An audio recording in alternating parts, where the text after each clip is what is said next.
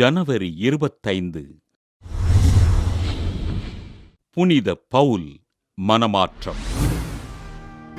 ரோமையின் தர்சு நகரத்தில் வாழ்ந்த பென்யமீன் குலத்தை சேர்ந்த யூத குடும்பத்தில் கிபி 10ஆம் ஆண்டு பிறந்தார் பவுல். சவுல் என்ற இயற்பெயரைக் கொண்ட இவர் சிறுவயதிலேயே யூத சட்டங்களையும் நெறிமுறைகளையும் கற்றுத் தேர்ந்தார். சிலுவையில் தொங்கவிடப்பட்டவர், கடவுளால் சபிக்கப்பட்டவர் என்பது யூத நம்பிக்கையாக இருக்க, ஆண்டவர் இயேசு கிறிஸ்துவையும் அவரது சீடர்களையும் ஏற்றுக்கொள்ளாத சவுல் கிறிஸ்தவர்களை கைது செய்து சிறையில் அடைத்து துன்புறுத்தினார்.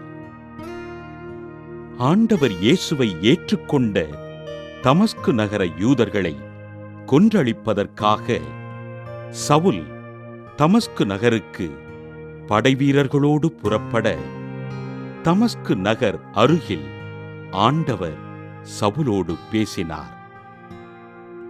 வானிலிருந்து தோன்றிய ஓர் ஒளி சவுலை சூழ்ந்து வீசியதால் சவுல் கீழே விழ, ஆண்டவர், சவுலே, சவுலே, ஏன் என்னை துன்புறுத்துகிறாய் என்று சவுலோடு பேசினார்.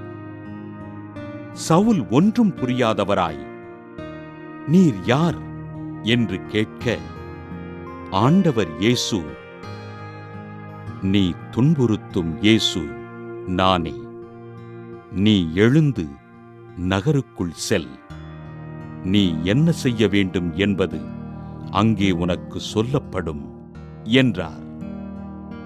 கண்கள் திறந்திருந்தும் பார்க்க இயலாதவராயிருந்த சவுலை அவரோடு வந்தவர்கள் தமஸ்கு நகருக்கு அழைத்துச் செல்ல, ஆண்டவரின் அடியாரான அனனியா என்பவர் சவுலின் கண்கள் மீது கை வைத்து ஜெபித்ததால் சவுல் பார்வை பெற்று பவுலானார்.